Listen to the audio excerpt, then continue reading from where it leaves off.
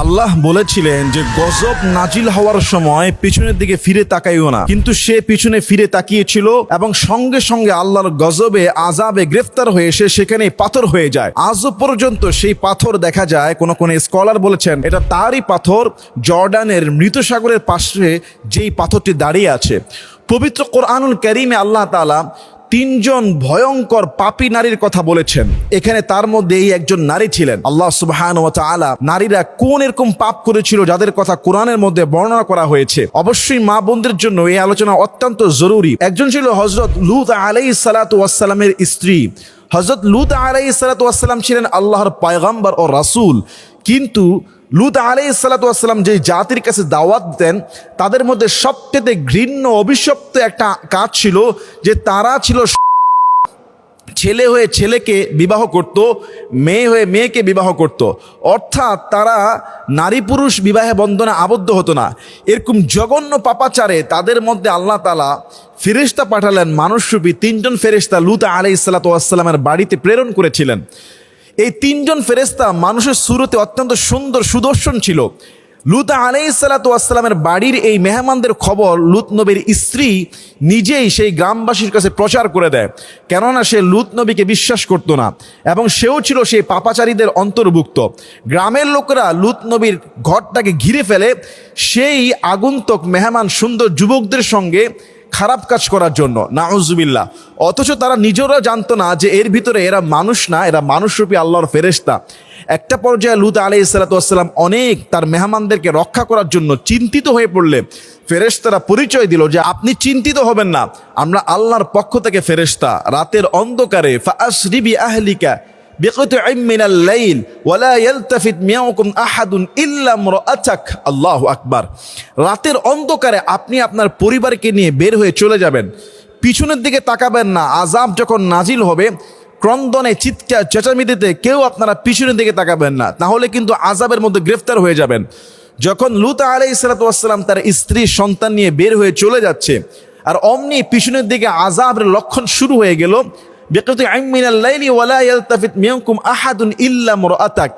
একজন নারী, সে ছিল লূত নবীর স্ত্রী, তিনি তার জাতির সঙ্গে আগের থেকেই তাল মিলাতো এবং তিনি পিছনের দিকে তাকালেন এবং সঙ্গে সঙ্গে আল্লাহ তাআলা তাকে আযাবেও গ্রেফতার করলেন। আজও পর্যন্ত সেই মৃত সাগরের পাশে যে বিশাল পাথরটা দেখা যায় মানুষের মতো, অনেকে বলে এটা লূত আলাইহিস সালাতু ওয়াস সালামের স্ত্রীর পাথর।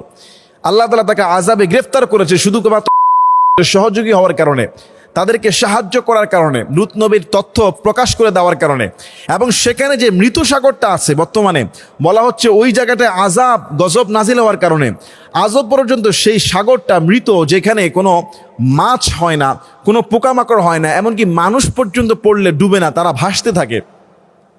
কোরআনে 2 নম্বরে যেই পাপী নারীর কথা বলা হয়েছে, ওয়াদারাবাল্লাহু মাসালান লিল্লাযিনা কাফারু ইমরাআতা নূহ ওয়া ইমরাআতা লূত, যে আল্লাহ তাআলা কাফেরদের জন্য দৃষ্টান্ত দিচ্ছেন লূত আলাইহিস সালাতু ওয়াস সালাম এবং নূহ আলাইহিস সালাতু ওয়াস সালামের স্ত্রীর দৃষ্টান্ত। নূহ আলাইহিস সালাতু ওয়াস সালাম তিনিও ছিলেন আল্লাহর নবী, দ্বীনকে প্রচার করতেন, কিন্তু তার ঘরে তার ছেলে এবং তার স্ত্রী আল্লাহর নবী নূহ আলাইহিস সালাতু ওয়াস সালামকে বিশ্বাস করতেন না। আল্লাহ তাআলা নির্দেশে নূহ আলাইহিস সালাতু ওয়াস সালাম বিশাল একটা জাহাজ তৈরি করলেন। শুকনো মৌসুমে এত বড় জাহাজ দেখে কাফেররা পর্যন্ত ঠাট্টা মশকরা করলো।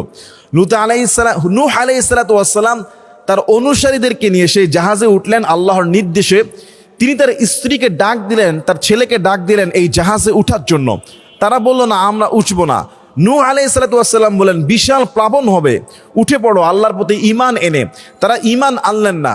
পরবর্তীতে বিশাল প্লাবন হলো, পুরা পৃথিবী ডুবে গেল। এত বড় ভয়াবহ বন্যা পৃথিবী তার কোনো সময় হয় নাই।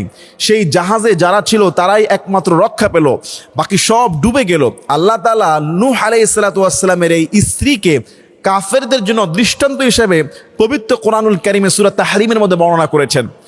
3 নম্বরে যেই নারীর কথা কোরআনে বলেছে, যাকে অভিশাপ দেওয়া হয়েছে, যাকে জাহান্নামের লাকড়ি বানানো হয়ে বলা হয়েছে, ওয়ামরাআতুহু হাম্মালাতাল হাতাব ফি জিদিহা হাবলুম মিন মাসাদ, যে মক্কার সবচেয়ে সুন্দরী নারী ছিল উম্মে জামিলা, বড় একজন নেতৃত্ব স্থানীয় নেতার স্ত্রী ছিল।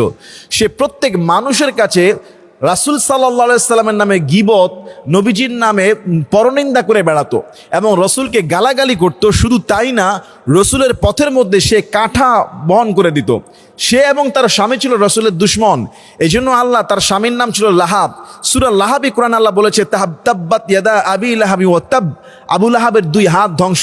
এবং শেষের দিকে বলা হয়েছে ওয়ামরাতুহু, তার স্ত্রীও হাম্মালাতাল হাতব, যে কাঠ বহন করে, রাসূলের পথের মধ্যে কাঁটা বিছিয়ে দিত, রাসূলের বিরুদ্ধে পরনিন্দা করত, রাসূলকে মারার জন্য সে উদ্যত হতো এবং রাসূলকে সে গালাগালি করত। এই পাপিষ্ট আবু লাহাবের স্ত্রীর নাম ছিল উম্মে জামিলা এবং তাকেও আল্লাহ তাআলা কোরআনের উদাহরণ হিসেবে টেনে এনেছেন। সম্মানিত মা বোনেরা এবং আমরা যারা আছি, যে 3 জন পাপিষ্ট পাপী নারীর কথা আল্লাহ কোরআনে বলেছে, যাদের পাপের কথা কোরআনের মধ্যে চলে আসছে। একজন ছুগলখুরি করার কারণে, বাকি 2 জন আল্লাহর প্রতি আরেকজন ঈমান আনার না কারণে, এবং নবীর স্ত্রী হওয়া সত্ত্বেও স্বামীর হুকুম না মানার কারণে আরেকজন ছিল সমকামীদের পক্ষে। আল্লাহ তাআলা তাদেরকে আযাব, গজব, ধ্বংস দিয়েছে। এটা পবিত্র কোরআনুল কারীমের মধ্যে উল্লেখ করা হয়েছে। এই জন্য পৃথিবীর সমস্ত নারীরা, সমস্ত মায়েরা, সমস্ত মুসলিম জাতির উচিত থেকে নিজেকে বিরত রাখা, স্বামীর হুকুমকে মেনে চলা, পর্দার মধ্যে চলা, এক আল্লাহর হুকুমকে মেনে চলা, ইসলামের আনুগত্য করা। তাহলে রব্বুল আলামিন ওই মা আসিয়ার সাথে কবুল করে নিবে জান্নাতে। সুবহানাল্লাহ। আর নতুবা লুতের স্ত্রী, লুত আলাইহিস সালাতু ওয়াস সালামের স্ত্রী, নূহ আলাইহিস সালাতু ওয়াস সালামের স্ত্রী, আবু জাহেলের স্ত্রী, তারা যেমনি ভাবে ঘৃণ্য কাজ করেছে, গীবত করেছে, শাকায়াত করেছে, আল্লাহর নবীকে কষ্ট দিয়েছে, সমকামিতার পক্ষ অবলম্বন করেছে, এদেরকে আল্লাহ কঠিন শাস্তির ঘোষণা দিয়েছে। কোরআনের মধ্যে একজনকে তো গজবের মধ্যে নাজিল করে দেওয়া হয়েছে। আল্লাহ, তুমি আমাদের প্রত্যেক মা বোনদেরকে, আমাদেরকে এই সমস্ত জঘন্য পাপ থেকে, জঘন্য কাজ থেকে হেফাজত করে দিও।